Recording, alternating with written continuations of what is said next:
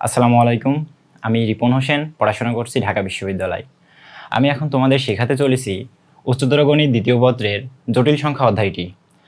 তো শুরুতে আসি জটিল সংখ্যার উৎপত্তি। জটিল সংখ্যার উৎপত্তি কিভাবে হলো? আমি একটা দ্বিঘাত রাশি লিখছি, যেটা হচ্ছে x² + x - 6 = 0। এটারে আমরা মিডিল টার্ম করব। মিডিল টার্ম তোমরা ক্লাস 8 থেকে শিখে আসছো। তাহলে এটা একটু মিডিল টার্ম করে দেখি। x² + 3x - 2x - 6 = 0। এখানে x কমন নিলে থাকে x + 3, এখানে -2 কমন নিলে থাকে x + 3 = 0। তারপরে x + 3 কমন নিব, থাকে x - 2 = 0।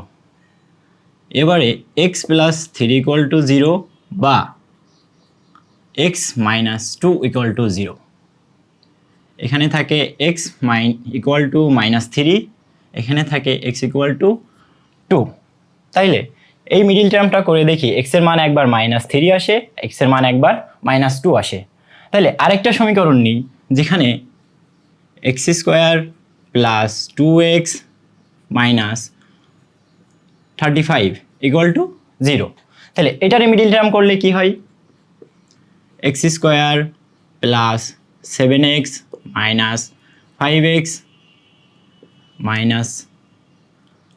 35 = 0। তাহলে এখান থেকে যদি আমি x কমন নিই, থাকে x + 7, এখানে -5 কমন নিলে x - প্লাস 35 থেকে 5 কমন নিলে থাকে 7 = 0। তাহলে যদি x + 7 রে আমি কমন নিই, এখানে থাকে x, এখানে থাকে -5 = 0।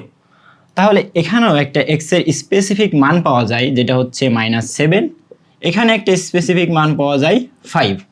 তাহলে দুইটা মিডিল টার্ম থেকেই দেখছি x এর একটা নির্দিষ্ট করে মান আসছে, যেটা প্লাস হোক মাইনাস হোক একটা করে মান থাকে। বাট যদি আমরা চিন্তা করি, কখনো এই দ্বিঘাত রাশি যদি এমন হয় যে x² + 1 = 0, তাহলে এর সমীকরণে কি আসে দেখা যাক। x² এই +1 এর যদি ওই পাশে নিয়ে যাই, তাহলে -1 থাকে। তাহলে একবার চিন্তা করো তো, কোনো একটা রাশির বর্গ কি কখনো নেগেটিভ আসা যায়? কখনো আসে নেগেটিভ? এটা সম্ভব না। কিভাবে? কয়েকটা উদাহরণ যদি দেখি এক্সাম্পল হিসেবে, দেখো তো, যদি তুমি -2 এর বর্গ করো, তাহলে কি আসে? মাইনাসে মাইনাসে প্লাস, 2 দুগুণে 4। যদি তুমি -5 রে স্কোয়ার করো, তাহলে কি আসে? মাইনাসে মাইনাসে প্লাস, 5 5 25। তাহলে তুমি যে কোনো রাশির বর্গ করো না কেন, সেটা কখনো মাইনাস আসতে পারে না। তাহলে এখানে দেখা যাচ্ছে এক্স এর স্কোয়ার করার পরে সেই সংখ্যাটা মাইনাস থাকছে। এটা কিভাবে সম্ভব? তাহলে এখানে এক্স এর মান আসে +-√(-1). এই জায়গা থেকেই আমার জটিল সংখ্যার উৎপত্তি, যে এই সমাধানটা কিভাবে করা যায়। তখন বিজ্ঞানী ওয়েলার এই বিষয়টা নিয়ে গবেষণা করার পরে একটা সংখ্যার উৎপত্তি করলো, যার নাম হচ্ছে ইমাজিনারি নাম্বার। ইমাজিনারি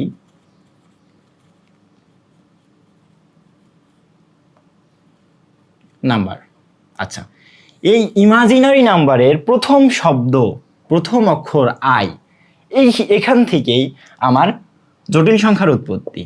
এই i² এর মান হবে -1। তাইলে দেখো তো, x² এর সমান x² সমান -1 ছিল, সেখানে আমি i² = -1 লিখছি। এই জায়গার থেকেই আমার জটিল সংখ্যার উৎপত্তি, এবং এইটাই আমি এবার বিস্তৃত আলোচনা করব, যে i² = -1। এবার i এর ধারা শিখাবো, i কিভাবে সমাধান করা যায়, এখান থেকে অনেকগুলো MCQ আসে। তারপরে একটা জটিল সংখ্যা কোন রূপে প্রকাশ করা যায়, এইগুলো নিয়ে এখন আলোচনা করব।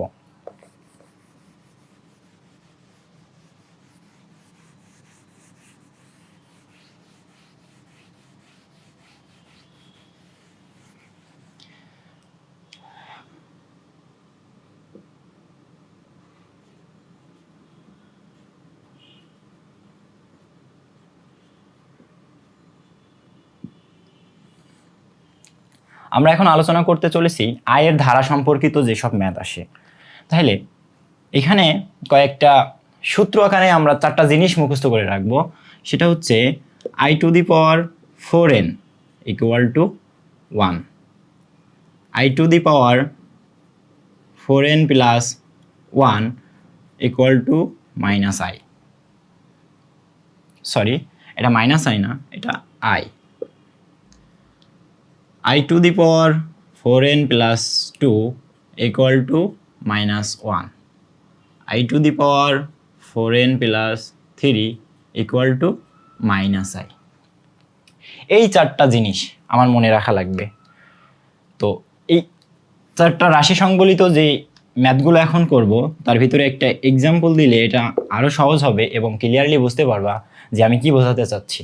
দেখো তো, I এর square plus I to the power cube সমান সমান কত হয়?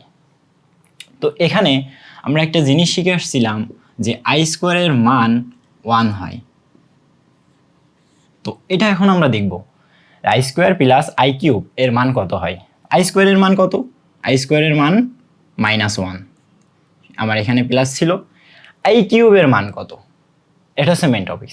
I কিউবের মান হচ্ছে -I।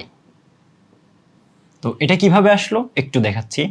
এখানে আমি ক্যালকুলেশনটাকে করি, অ্যান্ড দেন আসে -1 -I, এটাই হচ্ছে আমার অ্যান্সার।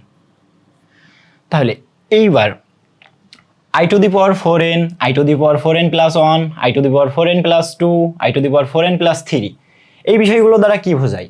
দেখো, কখনো যদি আমার I to the power 4 থাকে, এর মান কত? এর মান যদি আমি বের করতে চাই তাহলে একটা জিনিস খেয়াল করবে, এটারে সবসময় স্কোয়ার স্কোয়ার আকারে ভাঙবো, ঠিক আছে? দেখো তো, I এর স্কোয়ার তার আবার যদি স্কোয়ার করি তাহলে 2 দুগুণে 4 আসে না? এটা তো করা যায়। এইবার আমরা I এর মান তো I স্কোয়ারের মান তো জানি, I স্কোয়ারের মান 1 -1, তাহলে এই -1 I স্কোয়ারের মান, এর উপর আবার একটা বর্গ ছিল, তাহলে মান আসে কি মাইনাসে মাইনাসে +1।